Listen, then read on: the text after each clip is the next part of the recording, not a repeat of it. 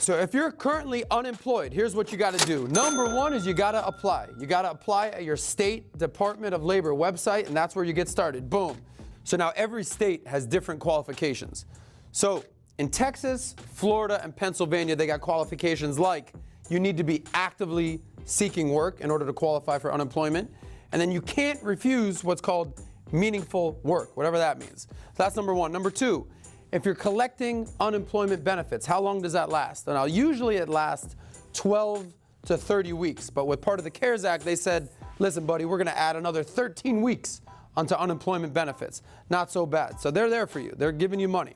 Number three, food.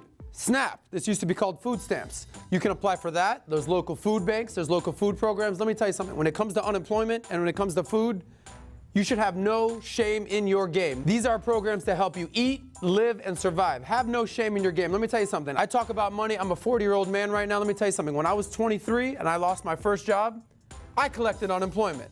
I collected food stamps. No shame in your game, all right? Go get that money. Number four, now you got to start your job search. Are you looking for full-time? Are you looking for part-time? You're looking for a completely new opportunity? You got to start your job search. If you're going to start your job search, well, you better have a resume. Here's an example of a resume that we brought up for you of a great candidate, Jobby McJobface, looking good.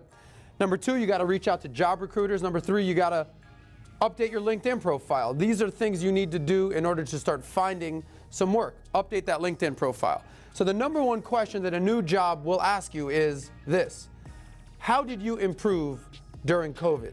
You better have an answer for that. How did COVID change your thought process? You better have an answer for that.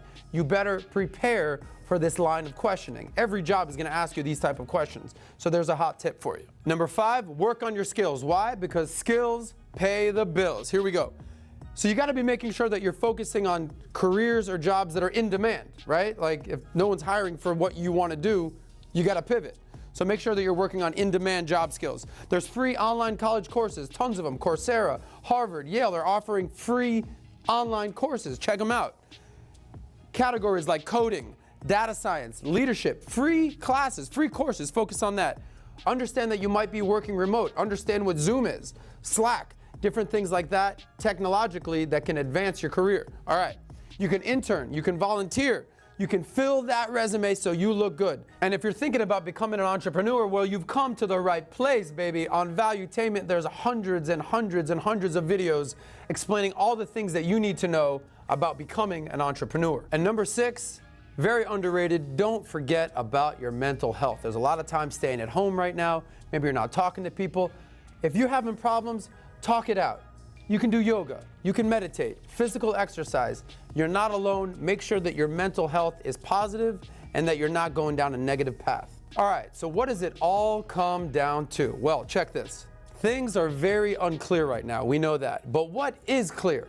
What is clear is that there are certain steps that you can take, that you can take to better position yourself for the future. So the question is this: will you be prepared?